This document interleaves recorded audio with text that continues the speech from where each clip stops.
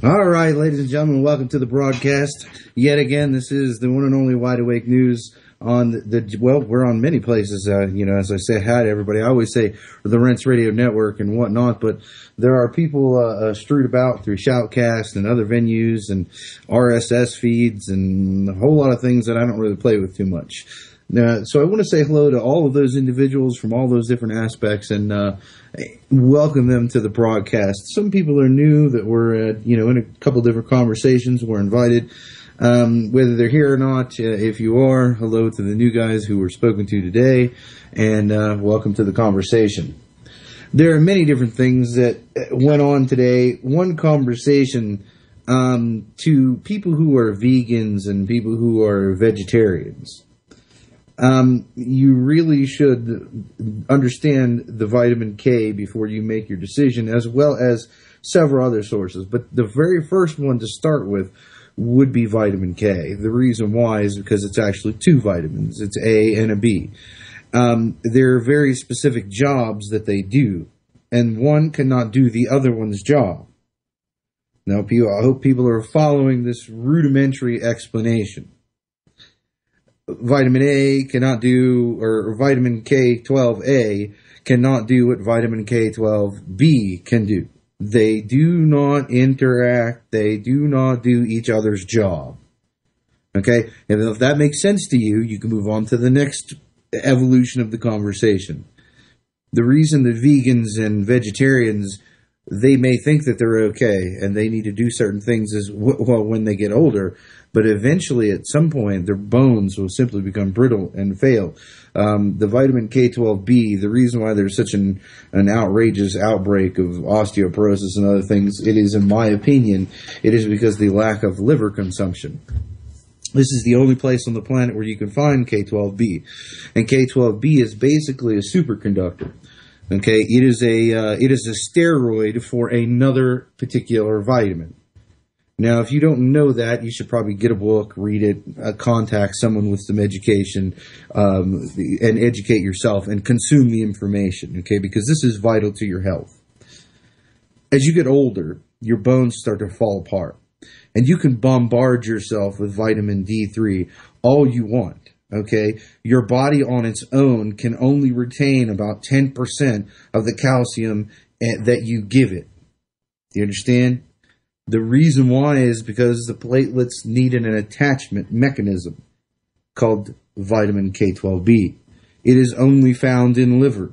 Okay, you cannot find it anywhere else. You can take a synthetic if you so choose, but to me, I think that's pretty much insanity.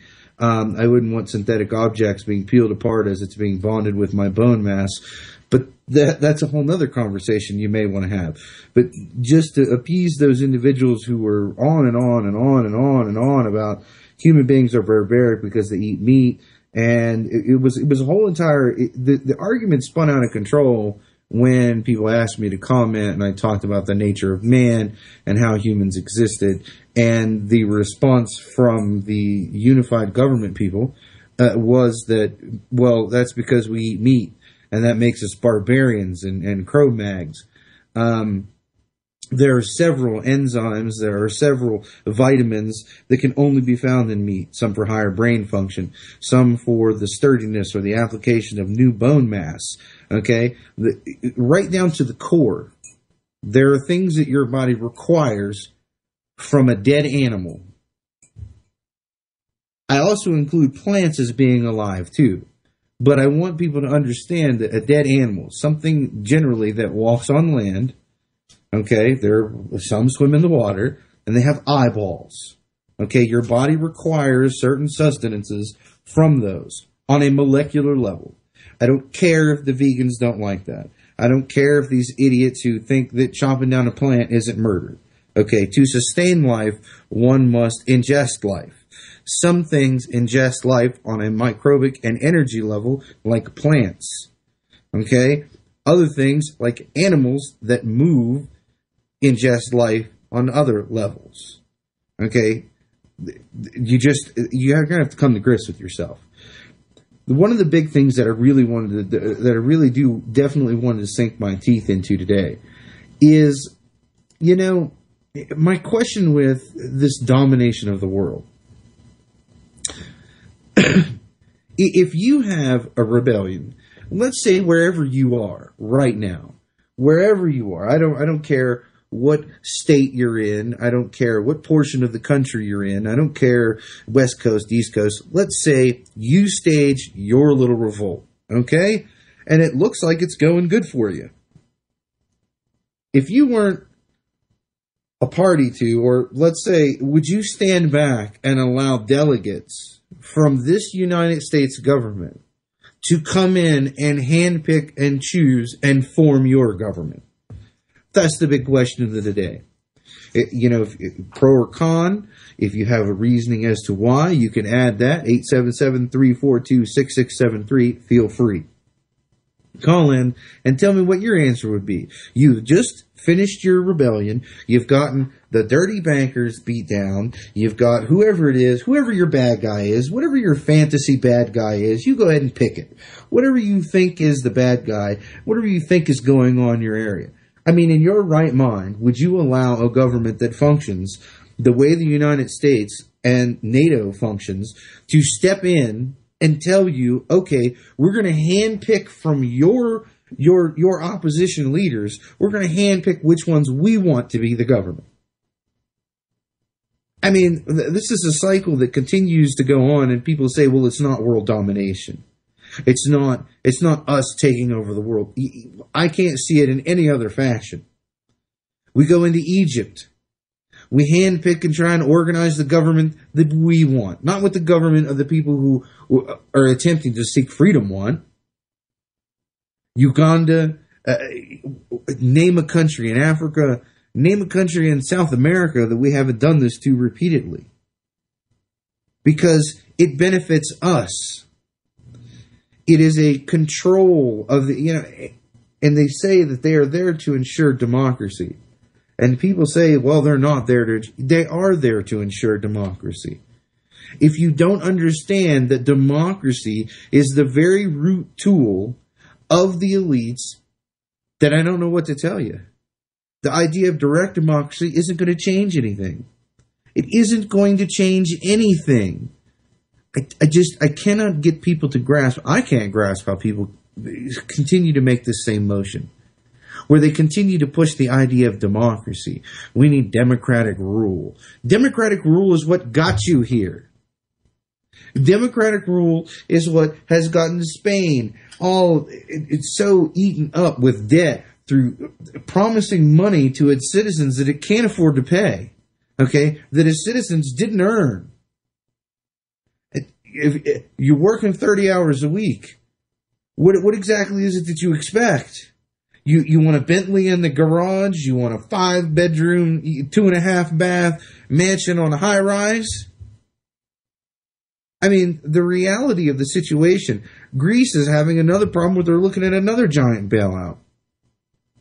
The only people who didn't let outside influences meddle in their government, meddle in their government, is Iceland.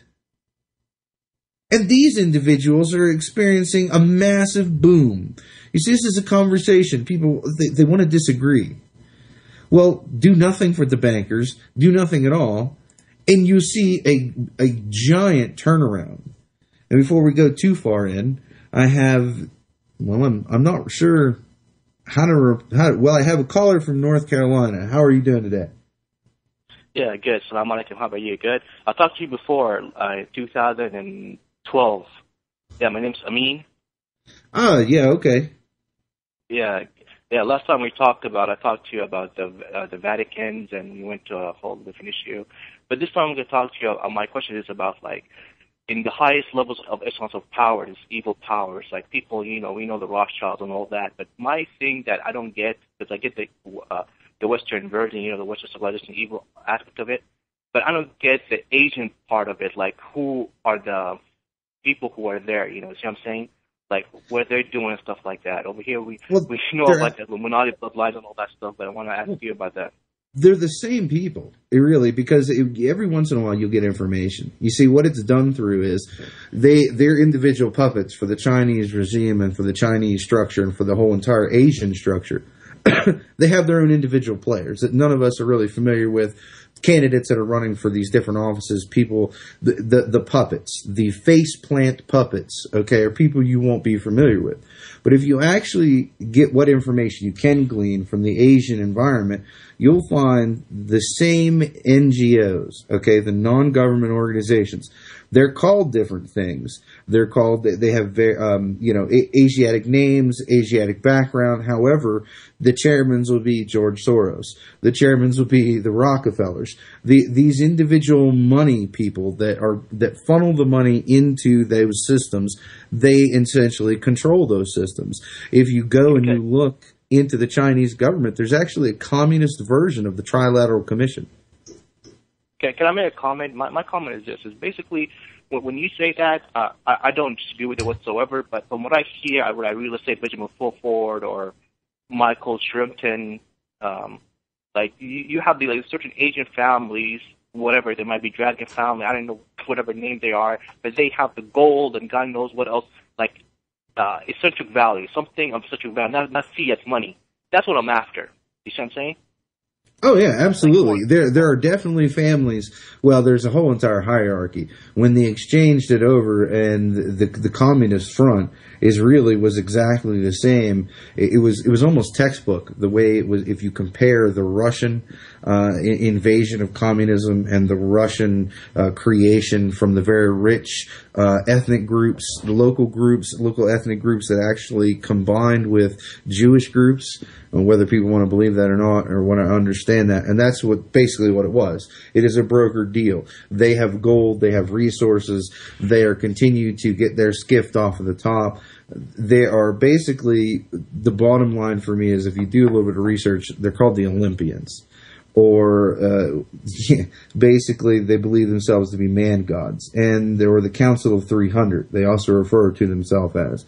And everybody seems to think that it's like 4 or 5 people. No, it's actually 300 families, okay? There are Asian families from all over the Asian spectrum, from Taiwan all throughout Indochina, moving up through the mainstay of China. Well, there was different versions of China back in the day. It was actually broken down into different provinces, and nationalist China was in existence back then, and we can go into all of that. But each region has a couple families from it, and these are the people you're referring to. These are the people with the hard assets, the gold, the money, the silver, the people who are all a party together, making basically the directional decisions of their human farm, for a lack of better terminology, to direct their farm into the one world, one vision, because the one world, one vision is this group of people's single vision. And basically, if you look at how they've really designed the world, it's in plotches of farms. They manage, the Asians manage the Asian animals, and the Americans manage the American animals, and the Hispanics manage the Hispanic animals. And that's the way they're viewed from the top down. Is that, okay, those aren't citizens, they're not people, they're livestock.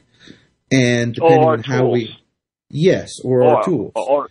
Yeah, like I heard you say before, like the difference between somebody says like a United States American citizen or United States citizen, and you made that very clearly, which I don't disagree whatsoever.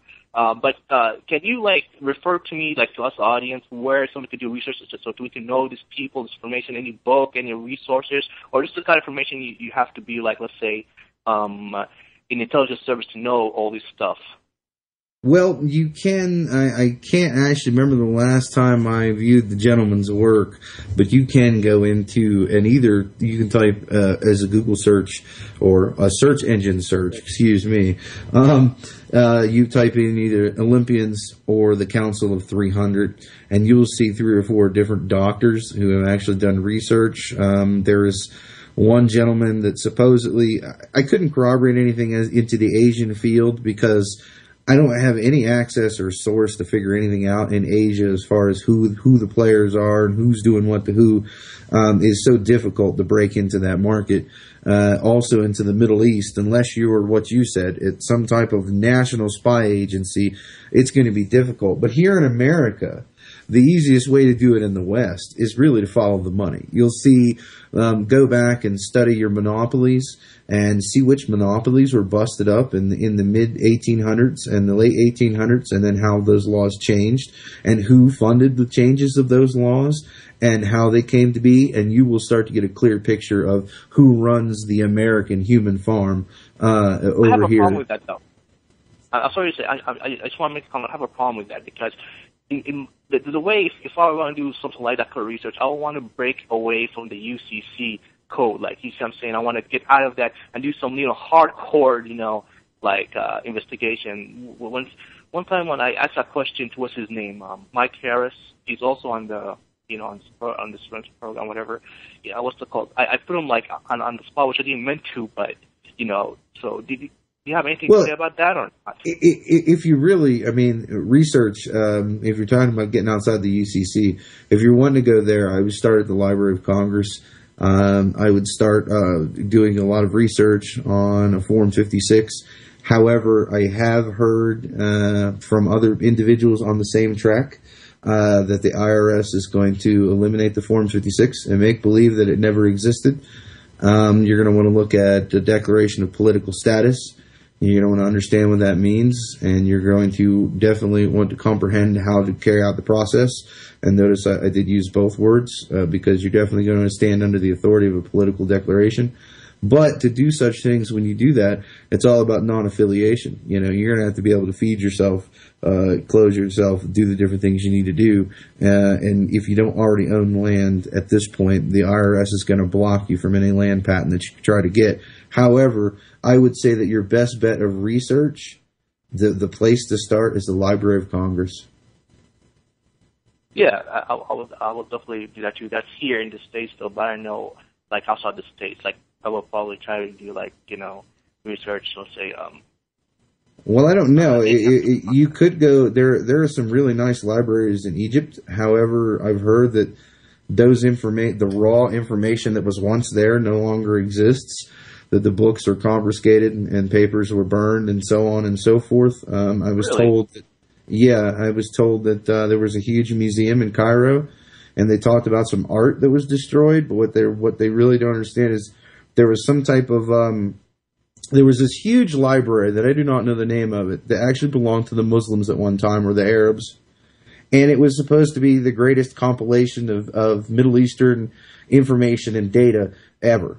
And then it was moved for some reason to be on review in Egypt, and in the middle, then after it got there, about 2 months after it got there, the whole rebellion took place, and they sacked and burnt. You heard the media, I'm sure, about museums and whatnot being broken into and things coming up missing. Well, these were the things. Are we saying like this is the whole Iraq thing again, happening all over again? Basically, can we say like that? Yes. Well, if you understand the information, the actual data and the treaties and documents that were destroyed in Iraq was horrendous. The world history that was just wiped off of the planet in the invasion of Iraq it was really insane.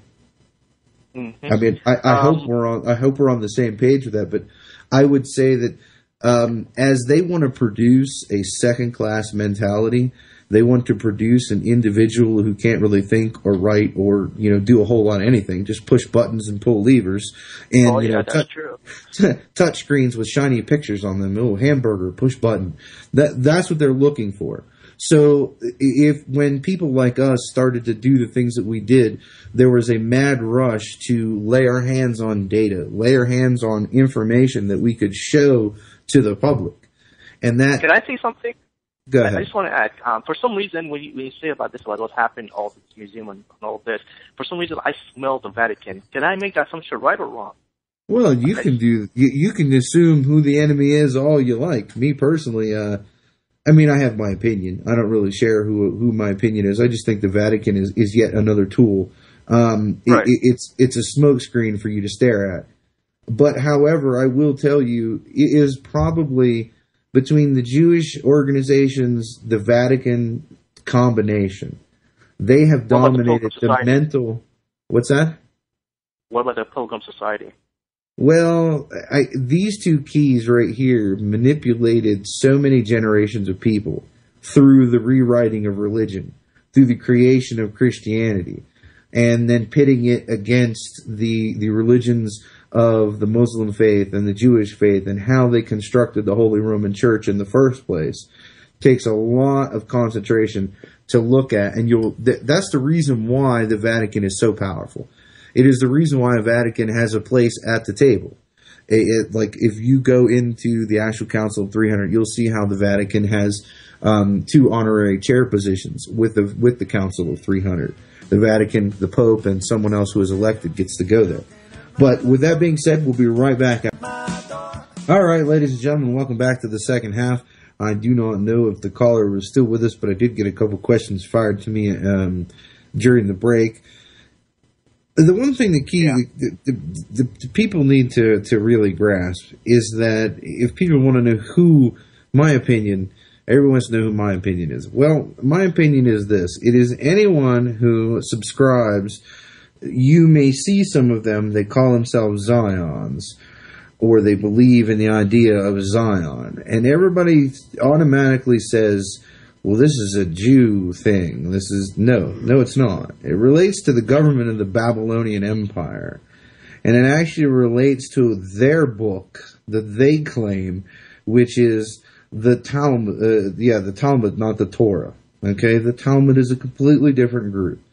These are the individuals who have started every religion. They have started every communist rebellion, every fascist rebellion. They have incited the creation of democracy. These individuals have worked tirelessly for a long time. And if you understand and read the actual works and you actually go back and comprehend who this original empire was, these Ashkenazis, if you truly, truly get a grasp of them, they will do anything by any means necessary. They will claim to love your God no matter who your God is. They won't even know his name. They'll tell you they love him. Okay? If you're an atheist, they'll claim that there is no God. Whatever they have to tell you, they will tell you for you to accept their benevolence. You see, this is where the actual lawyers and politicians, when you actually look at the documentation, this is where this comes from. The entire, what's funny is this entire form of government democracy is about majority rule, to push the chains of debt, to create a load so burdened, okay, to create a me society that eventually cracks under its own load because everybody said, ooh, me, and there was no one left to take anything from, to give to themselves, and the nation collapses, to incite then fascism, or to then incite what true totalitarian Marxism. This is the process. It has always been this way. There is no right-left paradigm as people see it. This whole, like in America, democracy and with Democrats or Republicans, they don't exist. They're two birds. They're two wings on the same bird. Okay? They're both Marxist. It doesn't matter which one you pick. Okay? There is no opposite. It's the same creature going in the same direction. Democracy is a facade to make you greedy, selfish, to hate your neighbor, to break you down into categories so that you now have illusionary enemies to vote against. I hope that makes sense to people. But I heard that our caller was still here, so any final words for today? Yeah, the Batman movie is. Sometimes I think these people put messages. This is me personally. I'm not saying this for sure, but do you think this is going to be some kind of a thing this year? Something might happen because I did see something on YouTube. They talked about what's so-called this Egyptian astrologer saying this year is going to be, a fire thing, have to do with astrology and stuff like that. And he said, so if you look at our history during that year, something always happens, whatever. So what are your thoughts about that? So. Well, I'm not, I know that there are different cycles going on in the universe. How it's going to manifest itself, whether it's a false flag or natural, I don't know anymore. It's hard enough to determine because, they're spraying different things in the air. They have left you notes. Some people believe that they leave you little telegram notes within movies and TV series. Well, they're trying to sell an agenda. They just rewrote. I was being educated on this the other day. The original Avatar is a cartoon about some bald kid with a glowing arrow on his head, and he had magical powers, and he somehow was going to save the planet, and this and that and another. Well, they took that series and now have rewritten the whole entire thing, and they've now made a girl the hero, and they've implemented massive amounts of socialist bylines within the story itself to program the next generation. So it is hard to say when you look at something like that and say, this is going to be a false flag events and things of that nature. I think naturally we're capable. When that earthquake happened and our axis actually tilted 0.238 degrees or 0.823 degrees. I think it was more like 238. I can't remember. It's been so long. When we actually changed the Earth's axis, when the Fukushima event happened, how that is going to affect our weather patterns, I have no idea. How that's going to affect plate tectonics, I don't really know. I don't really know how to calculate that. And it will be until the new norm appears, which is going to be at least 20 or 30 years a process for the Earth to settle into its new normal. So I don't really know. I mean, I can't tell you that it's one way or the other. But I do believe that events and things are changing on the planet. Do I believe that HAARP was used in the Fukushima event? I have that opinion. Which one's HAARP it was, I don't know. There happens to be 8 of them on the planet. So, with looking at what's going on in the solar system, it's just too hard to calculate, man. It's sheer speculation, to be honest, is basically what I'm beating down to. Okay, thank you so much. All right. Have a nice evening. Okay, well, thank you for the call, and, well, hopefully we'll hear from you again. I think people really need to focus on events and things that they can handle. Everybody wants me to talk about the radiation that's coming from Fukushima and how it's going to cascade into America, and everybody's going to be irradiated with thousands of rads of radiation. Well, what can I do about that? What literally can I do? I don't have a toothbrush big enough to scrub the dirt to make it clean. I cannot make the water clean. You see, at this point now, this already has happened. You see, if you wanted to do something about it, you should have done something about it before the Fukushima event took place. Once Chernobyl blowed up, that was it. There was nothing more you could do. We can speculate all we want. If there is a massive cloud of radioactive particles and goo, dust, whatever you want to call it, floating around in the stratosphere, if that lands on America and it really exists, well, there's going to be contaminated farmland, contaminated rivers, contaminated lots of things. You may take iodine, whatever it is, and or whatever different pills, cocktail you think you want to take, and you may not be irradiated. You may not come down with radioactive sickness. But how are your plants going to fare? I mean, how's the soil that you actually have purchased to live on going to fare? If this happens, I don't know what it is that you're going to do about it. You should have reacted sooner. I think one of my biggest concerns is that we sit around and we whimper and we watch and we wait, and we use the internet as another venting tool. You see, it used to be there were different forums where they would allow people to vent. They would allow you to put groups together and go out and vent and be a relief valve. Or you'd scream into the telephone for 15 or 20 years to your congressman. Or you'd scribble your fingers to the bone on your piece of paper with your pencil to your congressman and to your White House representative. Well, now the realization is those things don't work. And there are more and more people becoming informed about what is going on and what is taking place. Complete double standards where we're going into certain countries and we're killing the bad guy, supposedly, in favor of the beautiful wonderfulness of whatever revolution it is. And we're going into other places and we're shooting the rebel uprising. Okay? We have monarchies that are despotic monarchies. We have these... If you look at some of the Persian territories, Saudi Arabia, if you look down into Bahrain, if you look into Egypt, okay, that's the one people isn't talking about. Turkey is another one people aren't talking about. Yemen, these individual places, when you look at these governments that are structured, we'll be right back after this message. All right, ladies and gentlemen, welcome back to the last section of the one and only Wide Awake News on the one and only W.A.N.Radio network, Shoutcast, and all the other places, and all the streams and feeds and things that are going on. This is the last segment of the day, but I want to leave people with this idea as they continue to ask me, what is it that I think is the absolute best thing? Well, if you want absolute perfect scenario, best thing, I think what we need is a worldwide revolution against all of their forms of government.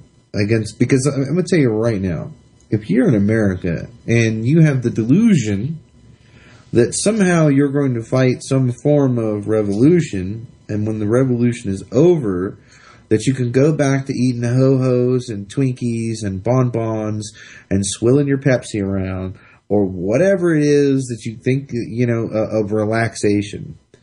They're simply going to abandon the states. They're going to move from the outside. They're going to recreate or redirect the world's finance through a foreign power like China. And then they're simply going to redirect their efforts from the outside in, attacking you economically. They're going to cut off your trade routes, and since you don't have any manufacturing. Do you understand that this, even if we win, and if it is only us, then we will have a better way of life. We will have a chance to actually physically create a better form of government. Okay, well, by reinstilling the actual original Constitution and starting from that block and growing from there. But what we won't have is easy street. If you think that the banker's just going to roll over because you booted him off of American soil, you see, this is the mistake that was made after the original revolution. We thought that we could just simply sit around on our laurels and not compete, not go after, and not threaten these individuals. Because all they did was leave our shores. They went home to Britain. They reformulated. They changed the way they made money. They peeled off a little bit of profit. They created a specific organization called the Bar Association, and they re-injected themselves in the situation. So what they waited, the idea is they waited 75 years. That's how long they waited. So if you think that you're going to somehow do away with them in this nation, and then that is successfully going to be the end, and you don't have to worry about it, then your grandchildren at some point will be slaves again. This is what I'm telling you. If you don't like that, I don't care. But that is the reality. We're going to have to stay on the ball on this one. We are not going to be able to let up. Ever vigilant. What is it? Are we just too lazy to be ever vigilant? Are we just too pacified? Are we too self-absorbed? I think that's what it really boils down to, that we have to understand that we can't be completely selfish in our existence and in our time.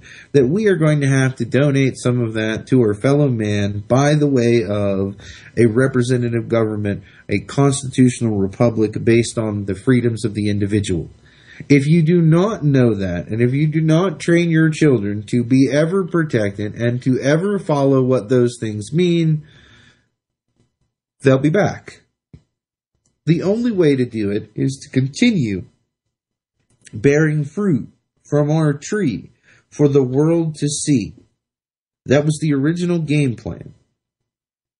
That is what happened. People don't understand the whole German Revolution, the whole World War I, and where it came from, and how the Germans took the American industrial idea and they took the American decentralization idea. Why do you think fascism had to come on the way it did? It took them almost 30 years to get what they wanted. to stop the advancements that was made in the German and throughout the German countryside because they were looking at the American model. Okay, they didn't even allow Muammar Gaddafi to have the attempt to even try. The moment he started talking about a gold-based currency and the independent America in the Middle East, okay, a North African America where the states had rights and it was all about a constitution and based on the individual, they invaded his country and shot him right in the face, okay? And you don't think that is exactly what happened. They hung him up in a cooler and shot him right in the face. They weren't even going to let him be alive for trial. You understand? Saddam Hussein was a moron. He was about gluttony and self-edification. So they hung him. They actually paraded him around on trial so they could make people feel better about what was going on. They didn't want to have they did not want the Libyan president, Muammar Gaddafi, to get on the stand and tell people what he was doing. Didn't. We're not going to let it happen, so they shot him in the face. Do you understand? That's why he didn't go to trial. That's why he was killed.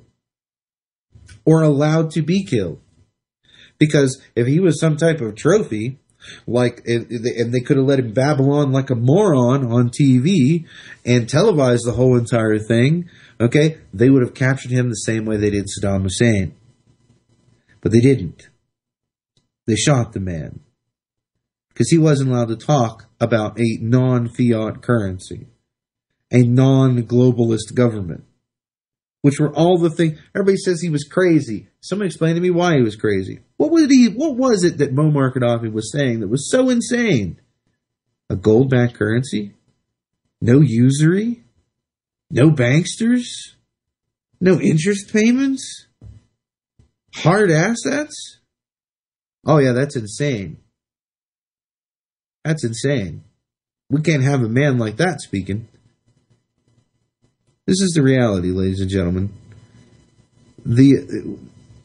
Just because we win doesn't mean we can close our borders. It doesn't mean that we can turn a blind eye. It means we must double down our efforts. We must show the population of the world. Are they too far gone? I have no idea. But I see so many. Man, I watched travel programs. I watch documentaries on third world nations. When you go into the home, I don't care who it is, a Middle Eastern man, an Arab, a Muslim, whatever you want to call them, all the way out through the Asiatics, when you go into the little huts and someone actually sits down and starts asking the individual a question. Well, do you want to own your own land? Yes. Do you want to keep what you make and your hard efforts on your land? Yes, yes, yes, yes. They go down the list. They agree with everything that the original forefathers stood for. They want those freedoms. You see, the reason why they say the American dream can only be believed at night is because they told the world that America was that original Constitution idea. They said, this is the American dream. And then when the people came to this nation, they said it doesn't exist. This isn't the nation that created that dream. Because that's what they came here to be, was free and independent. They came here to own their own crap. They came here to not have to pay insane, crazy taxes, to not have to turn their families and their children over to the government. Those are the dreams that they were seeking. It isn't relative, but that's another conversation. I really hope that you truly understand it is a battle of ideology. And until every last person on the planet is free and independent from all molestation and control by the state, by police, by governments, then the fight will never be over. That's the reality. Until the humankind as a whole truly grasps and understands and comprehends what it is to be free and independent, then the fight will never be over. You will have to lead by example. That whole idea of the shining beacon on the hill, it came from a sermon that was preached in like 1799. Because that's where it came from. And the preacher got up on the pulpit and said, don't shoot them. Don't shell them with cannons. Don't invade their lands with boats. Lead them from the darkness into the light by being the shining beacon on the hill, being the example of freedom, liberty, and independence. That's the American dream. It's not the dream to everybody's a homeowner. It's not the dream of everybody gets Medicare, welfare, handouts, gobs of money shoved in their pocket from taken from someone else. We are Marxists. Complete and whole. Whether I don't really know how else to tell you. Everything leads in that direction. Graduated tax. What it's really referred to as a compilation graduated tax. If you want to get technical, the more you make, you go up a scale. We could go in depth about it all day long. Your religions, 501(c)(3) churches, I don't care what it is. Even the Muslim 501(c)(3) churches, all the way down to the Jews, the Christians, all of them, they all preach a Marxist doctrine. They preach a pacifist idea. Now, let me ask you this question. If our founding fathers wrote the original Constitution and came up with the original constitutional mindset from a biblical background, what has changed about that Bible? Because now they preach a pacifist mindset, a obedience to the state, paying the state. I know it comes from a very specific doctrine, and that doctrine shouldn't be in the Bible. It's a self-appointed apostle. But this is where the ideology comes from. It comes, give unto Caesar what is Caesar's. That if you disobey governments, you're somehow disobeying the Creator. These ideas, these mindsets, they have to go away. You have to identify them. Let me ask you, basically, you have to understand this. Everything, this whole idea of democracy, this whole idea of the pacifist mentality and all of this crap that the American citizen has utilized and all the crap that they've went through since let's say 1913. Let's only go back that far. Has any of it worked? Are you crapping in high cotton? Is there a Bentley in every driveway? What was the original promise? Is there a chicken in every pot? The answer is no. So more of the same isn't going to make it any better. It's only going to make it worse. Until next time, true believers.